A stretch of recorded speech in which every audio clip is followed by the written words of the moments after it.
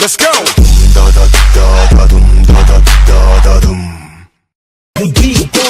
go.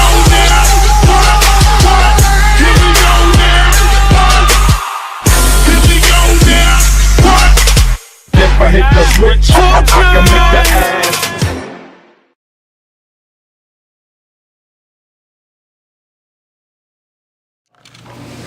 Might have to move that. I did that with Patty Mills recently, and I'm like, wow, that looked like shit. Yes, I had Who we going? Who we going first? Big boy? Doesn't matter.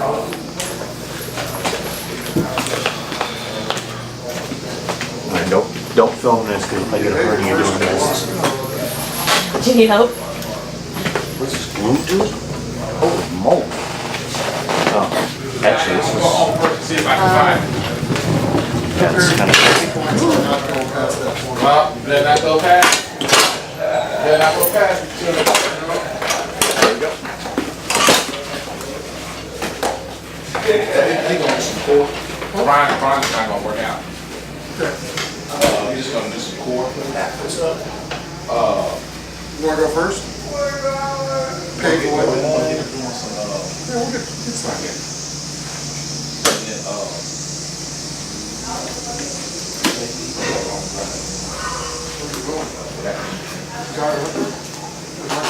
Look at the camera or? Look- Look at me, it's Look fine. at this old guy. Unless you wanna, That's right.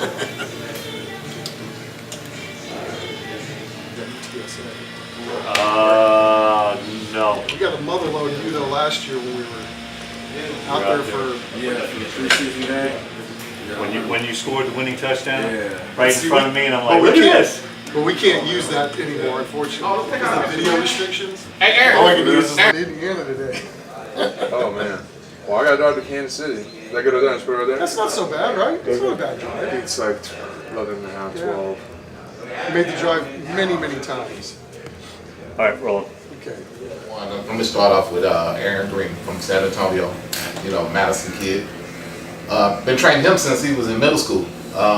His dad and his uncle Gary Green kind of took me up under their wings when I was playing ball, so they kind of like, hey, this is what you got to do if you want to go far and stuff like that. So the tables turned. So they would bring their kids over to me, start training them. Aaron's been a beast. Seems like he's been the same size since middle school. And he's been a beast since middle school. So I've been training with Aaron since middle school, high school, college. Now he's in the pros. It's been like a joy to see him grow up since a kid into a man. Well, it was an off season of changes for the Rams. I mean, what have you seen? What are your expectations? I mean, coaching change, staff change. I mean, how does that make you feel going into the new year? It's really just a fresh start. I feel like nothing really changes for me from last year to this year. I mean, last year I didn't know any of the coaches, and this year we got a whole new coaching staff, so I'm not going to know them either. So, my mindset is the same, just go in there, work hard, do my thing on special teams, offense, and I'm sure things will work out for me. Well, how different though is it? You're used to being in a system. Patterson wasn't going anywhere at TCU. There was, I would think, some fluidity to what was going on. Now it's like, I guess your eyes get open pretty quickly that it is a business and things can change pretty quickly. Yeah, definitely. It's just the nature of the game. NFL is a cutthroat business. Some people, I've seen a lot of people come and go in the span of days. So, it's crazy. And it's the same thing with the coaching staff. So, maybe for luckily for me, I was only there for a year. So, I only learned that new system for a year. So this year, I'm going to have a fresh start with everybody else there. And then you got Brian Price. What kind of a player are we talking about here? A guy that's coming after his first year in the Packers practice squad. Well, when I first met Brian was last year. His agent's a good friend of mine, and he called me and said, I got a kid from UTSA that want to train. And when he came in, I loved the attitude. He had that nonsense, hey, I'm ready to work. Hey, I want to do this. I want to be the best. And he has not stopped since. One of the hardest working guys, big lineman I ever had that can work and mean as hell. So that's one thing I like about him. He's just a mean kid, just got a chip on his shoulder, and he wants to prove everybody wrong. Well, what if there wasn't football, what would you be doing to channel this inner Hercules? It's funny you mentioned it, 'cause my mom, we always talk about that. If it wasn't for football, what would you be doing right now? To be honest, I couldn't even tell you, man. Folks really give me a lot of jokes. Like, man, you're so aggressive, you're so mean. Like, what are you going to do when it's over? That's not for you to decide. We'll see what happens. All right, year one, you go and, from the reports we were getting, they lined you up against 2s and 3s every day and you're pretty much whooping everybody. And so obviously they got the attention of the Packers brass pretty quickly. Got on, activated a couple times. What more would you like to be able to do in year two? In year two, I'll make it plain and simple. Not about the money, the fame, recognition, or whatever. I want to play ball. I've been playing ball, been busting my behind for as long as I can remember playing football. And I know for sure I have what it takes to play this game. For my year two, I expect myself to play more than half the season. That's what I want to do. That's my personal goal. I'll do by any means to make that happen. All right, so what are some of the things that you're concentrating on this off season to try to get ready for the season ahead? I'm concentrating right now on not concentrating on anything else. Well, what is it about a guy like that you say he's mean, he's the sweetest kid that we probably met in a long time. He knows how to turn it on. Yeah. You know what I mean? But he's just doing this for the camera. But when he come in here, dude, it's something about him. He comes in here with a chip on his shoulder, and you can just see it in his eyes.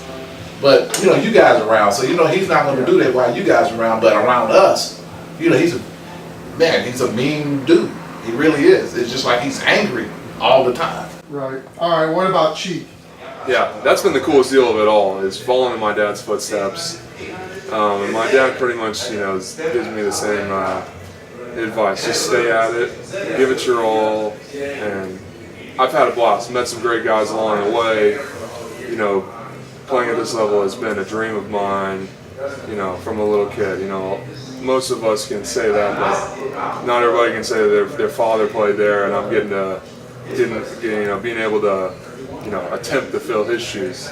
That's right. So it's been a great deal. And you went to A&M. Did Sherman recruit you? Yes, sir. What is it about Sherman being able to recruit offensive linemen? I mean, this dude's got an eye for talent, obviously, because just the guys that he was able to get, you included. That's quite a crew that's now playing in the league. Right. I'd say that was a pretty cool deal. Going through the whole process last year, I was one of Mike Sherman's last guys to come out. And the guys that went in front, I had some great mentors: Luke Jokel, Jake Matthews, Cedric Obwehi. Had some great mentors. And I just would kill to be a part of that group, and it was so cool to keep playing and get to make it and being a part of that Sherman offensive line. And I would say that probably the coolest thing, this is a pretty special deal to me, is I had a teammate. I was a redshirt, so my freshman year, my first year, Joey V. And Joey passed away in a car accident my freshman year. And Joey used to, training camp, sit down with me and help me, just really helped me come along. I was a mess, I was undersized, and helped me learn the offense and everything. And I was with New Orleans, with Houston. I get to Kansas City, and I always have 79. It was one of my dad's numbers. And so I've always had that number. I get there and 79's taken, all the other numbers are taken. Well, they had 67 available, which was my teammate's number. So I got that jersey in Kansas City. So that's been pretty cool to get to wear that jersey too, and do it for my buddy Joey V. Cheek is a good dude. Cheek, big guy, following his father's footsteps. Played in Seguin, went to A&M. I got Cheeks last year when he was at A&M. And we were just talking just a while ago. He said, I remember when I first came here, you tried to kill me. And, I was telling them then, I said, dude, when I was training Priest and all those guys, Andy Kalu and all those guys, I said, dude, I should train them dudes and try to kill them. But I backed off a little bit because times has changed. And they just don't do the same things that they used to do back when they played. So they was like, yeah, I think you did come back because I threw up the first time I came. So, I still got that in me. Now I'm catching my second win. Everybody said, I'm looking at your Instagram, seems like you catching another gear now. It's been 20 years. It's going to be 20 years in June since I've been training. So I've seen a lot, Chuck. A lot of people has been through my gym. A lot of people didn't think I trained Jeremy Lin. And I did, coming out of Harvard. So I've been blessed. I've been truly blessed. All right. Well, what are some of the things that you're trying to do? You know, you get these guys, and you know, obviously they're professional athletes, but you know, to try to take them to the next level, you got to push them. And obviously, you know, some guys like to get pushed, and some guys don't. You're right. I'm like this. You come in my gym. You come in my gym. You gotta. I'm gonna push you. If you don't want to be great, hit the door. That's what I ask them. I said, you want to be good or you want to be great? They said, I want to be great. Well, this is the place for you. If you want to be good, get out my gym. I mean, that's just the way I am. All right. So, what are some of the things you're trying to concentrate on with these three guys in particular this off season to try to help them for the coming campaign? Just overall, just getting them in shape, getting into their head, getting into their heart. The heart is going to tell you, hey, I can do this. If you train hard, and then when you go to training camp and go to OTAs, the coaches and the scouts are looking at that. Okay, this kid been training. He wants it. You get a kid coming to training camp and not in shape or OTA, they're going to be like, he don't take it serious enough. And that's what it's all about, pushing these kids to be the best. That's what I did with Priest. When I first got Priest back in '98, he was going to run it down on kickoffs. But when he started training with me, we was running hills over there and kind of worried when he had the hill and how he was training. I said right then, this kid's going to be a star. And look what happened. Well, Priest, Barry was telling us like he's coming up on 20 years doing this. And I'm thinking, has it really been that long? I mean, Amazing. time's gone by pretty quickly, hasn't it? It really has. I met Bebe, of course, after my rookie season. So it was spring of 1998, which is exactly 19 years ago. And that's when I met Bebe. And, you know, it was one of those things where he was just, to me, someone that I had heard about. I knew that he was a trainer, and he was hungry. And that matched up with my mentality at that time in '98 coming out of my rookie season. And so we started off working out. Generally it was a grass field with stickers, dirt. Half the time they ran us off from wherever we were training at. So, but it's been a wonderful 19 years that I've been alongside him. He's also been my trainer. He was my trainer 10 of my 11 years, 4 years in Baltimore and 7 years in Kansas City. Well, how good of an example is he for these three guys that they're here? Not just those three guys, any kids that come in here. When they see him come in here, man, they light, their eyes light up. Man, is that pretty long? I said, yeah. He said, man, he talks to them, let them know all the trials and tribulations that he went through. And it's great that they can talk to a legend like him. Yeah, I mean, turned into a legend, but nobody gave him a lick coming out of college. Nobody thought he'd last 2 seconds. Nobody. And just like I told him when he was training with me back in '98, I was like, Priest, you could be a star in this league. I said, the way you train, I said, you could be a star. And lo and behold, that second year, he took off. It took off. And he came back every year. And then when he got to Kansas, he'll keep on. He kept on coming back to me. Dick Vermeil called me. He said, hey, I'm trying to figure out what's going on. I was like, uh-oh, am I in trouble? And he said, no. He said, I got guys that's training up here in my facilities pulling hamstrings during the season. Whenever Priest come back, he never gets hurt.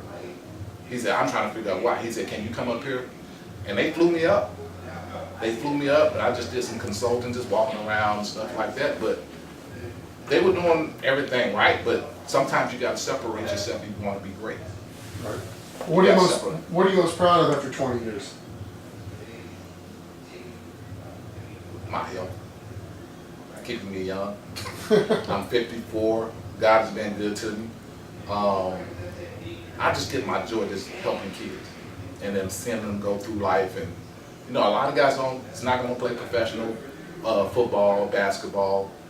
As long as I can help the kids, it's going to help them through life and become a man and a family man. That's where I get my joy.